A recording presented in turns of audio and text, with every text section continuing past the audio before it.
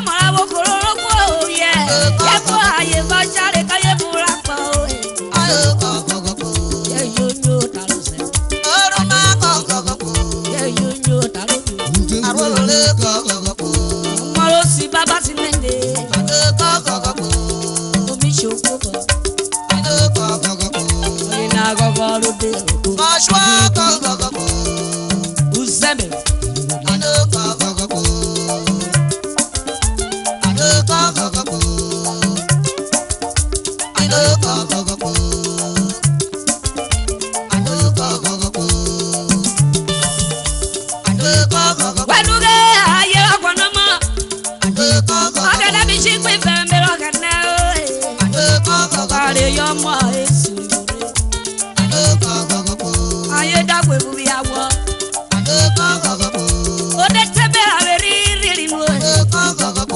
Omi bia ba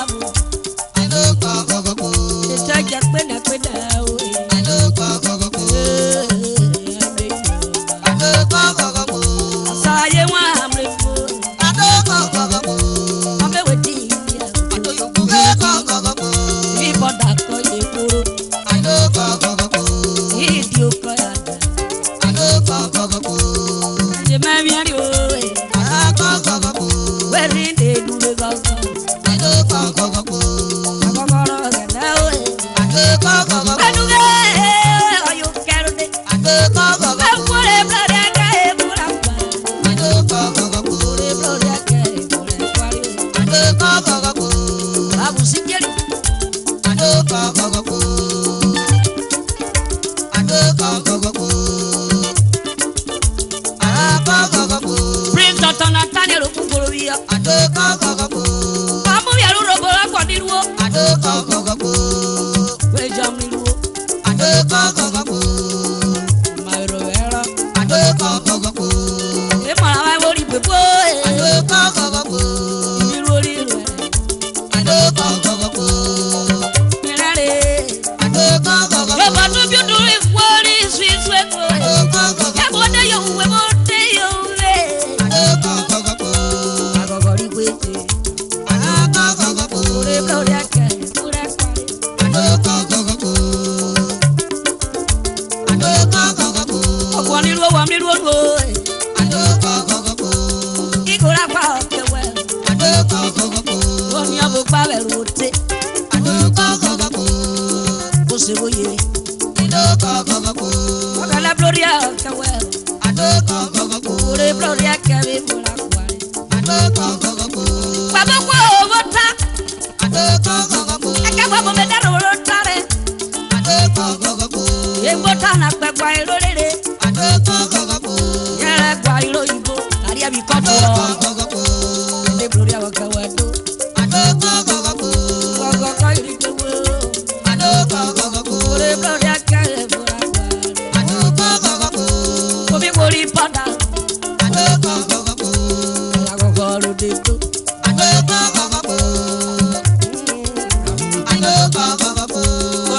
Samuel Yavunu, OC Surveillance School, Google B Division, and his wife Vivian Wado.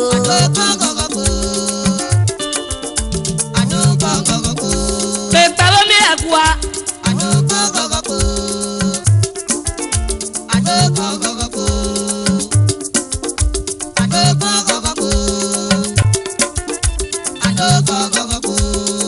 Lucky other library.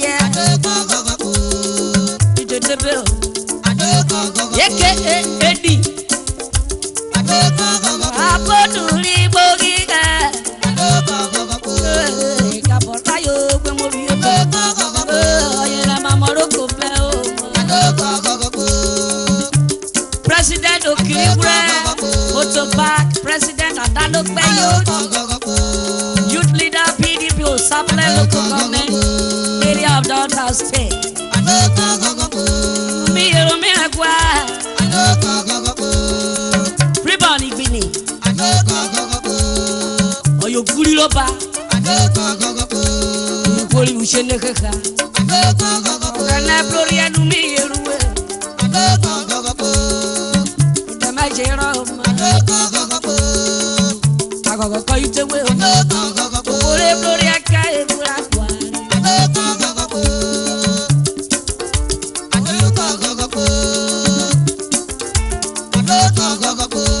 Oyo Bikini Kodimasi Oyo Mocha Humanity Fast Organization Obeburo Fonio Obero Otewe Kilo Kaka Ejeri Yalu Otewe Kawaba Yewe Oyo Bikorogu Ediro Oye Berute Obofonio Ba Ogadabi Yoke Wado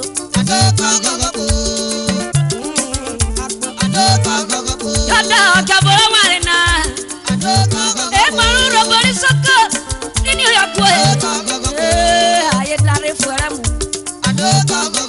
Ande Talo Nunu Beja Big creativity me Etekwene Aye Dare Yokwa Okewendo Oke Baru Robori Nyurobote Aye Dewi Bodebe Okero Yaru Meri Alwe Okurobodo Jaye Bago Gele Tra Omlawe Buge Buwe Okoro Boko Mlewe Buge Baverube Are you doctor? Bobo Deme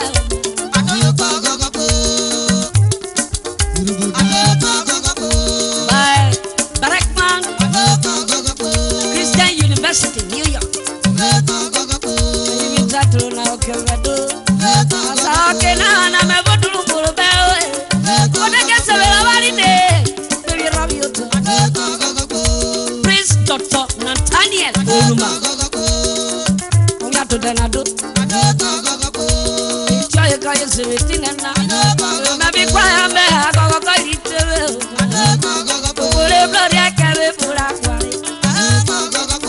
E buona Maria fa.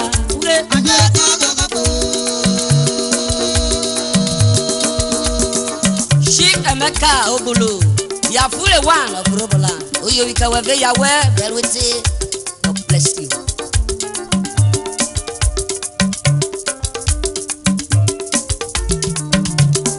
We should be talking on.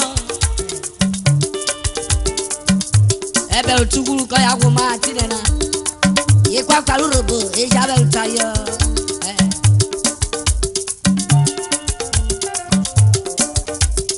eki gai sunde uyo ye ba kese tu kabobo tagalo utawe ke to bo pade aboru awotebo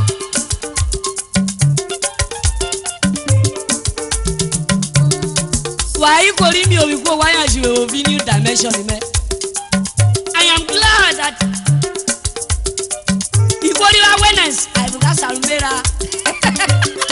Usiriya wa diri kudu. You know where it go. Wait, handle that.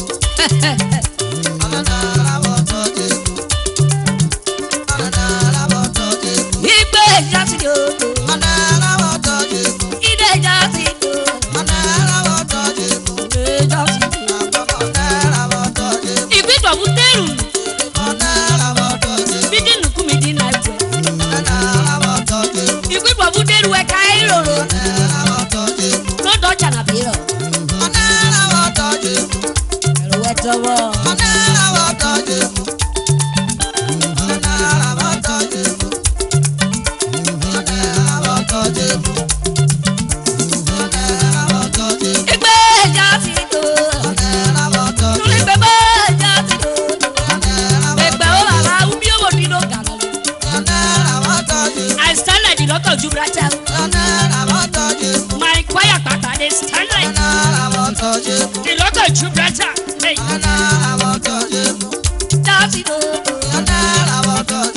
Hey, that's it.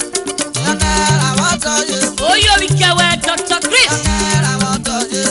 Again, I'll put your pura. What I will go for the moon. Walk it to switch it up before the railway bridge of what we did. Dr. Chris,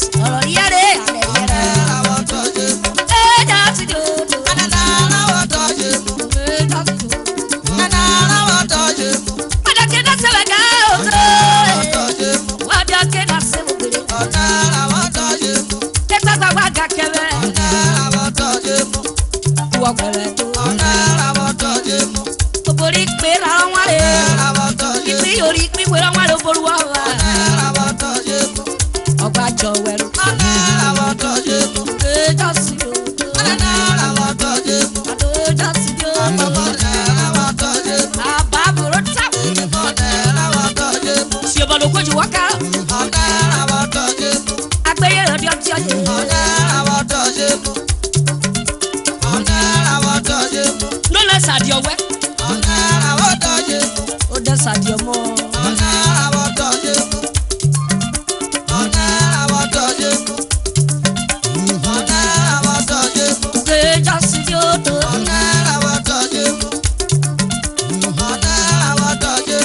Wapu we no na beje lepo. Odi awa wa kwebere. Wo mi moto wa jano na mi wo. Odi awa ful wa kwebere.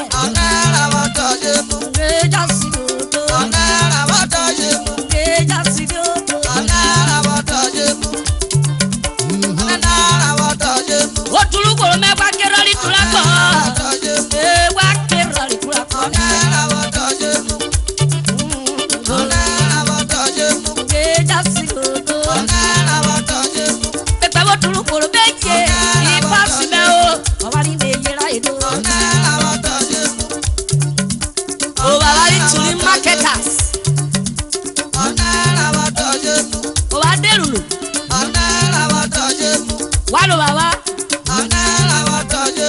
Producers. They will not correct you, Baba.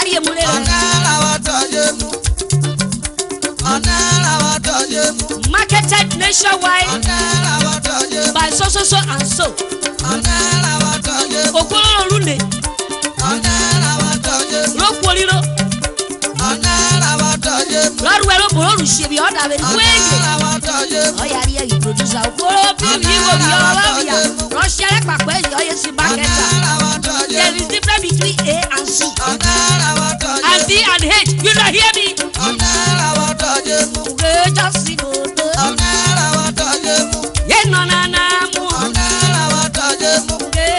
let us dance.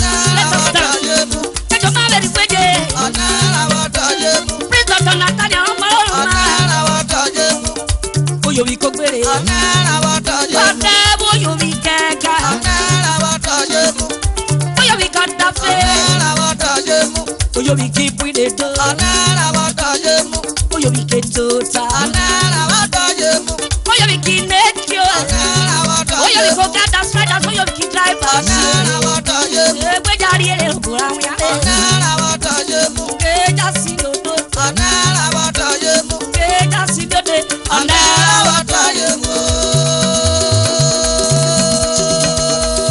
Mrs. Victoria Ayoba Sawata, Managing Director of Faith and Clinic, number 9, Ipaka Street, Omuya.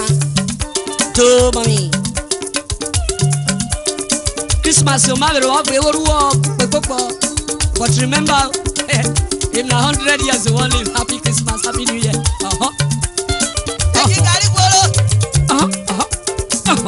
You don't go America. Make all you do plus and minus. I love it. I remember them other Marawa. What you put me away, Ghana? Can you with the Indian question? Start up, but you where they were hearing. My mouth shut up.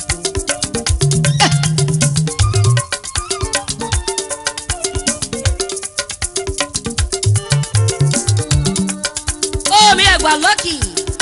Exactly. Okay, let's see it. Oh, you are you youth president in Labour Soga Kingdom? The vice chairman PDP, Ward 1, Mosoga. Makobiro. Oh, me, I got Richard Ofeno, Yona, and Tequede, Equelete. Maybe Boji Bola la Cocoa, where I use you, Bola. What could you show that I will? And Tequede, Equelete.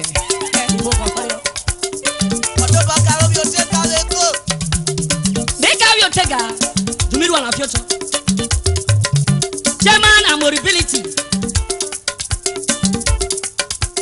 Chairman PDP Ward 1. Mosoga. You can wear your way. Oyibo. Otega Adam. Obayo you beko yawa wari akokuma. Let us dance for Master Jesus. Let us.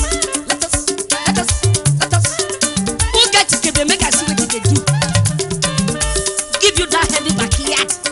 God give you heavy backyard.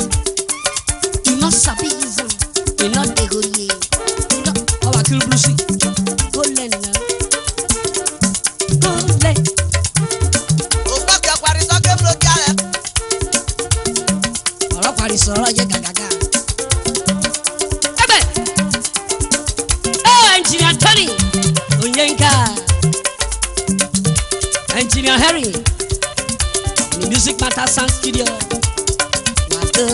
for putting things right.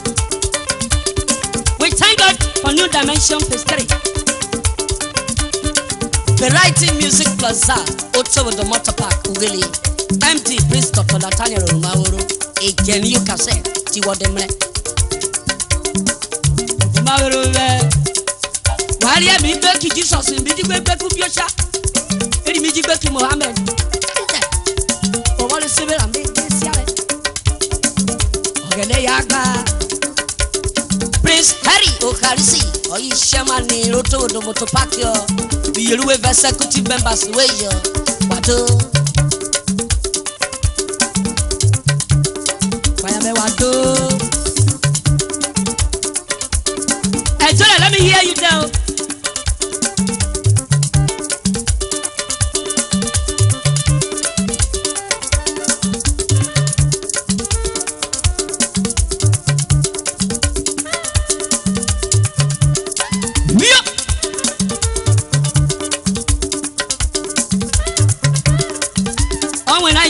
Bonjour, waya wabuge. Oh, yo ikawe osalare. Orere. Asa wa tena wona jeje nwe. Oh, yo bi kokoko ragogwa. Ebra gbara yo ba. Okija pa baba.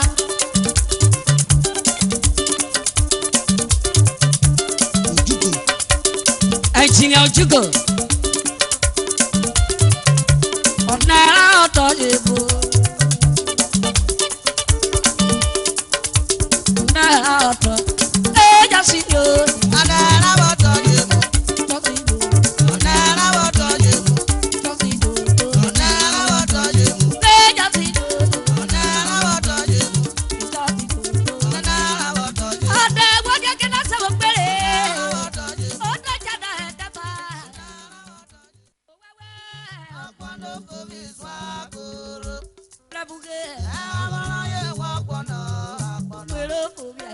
Onya bote nuko ma yoro.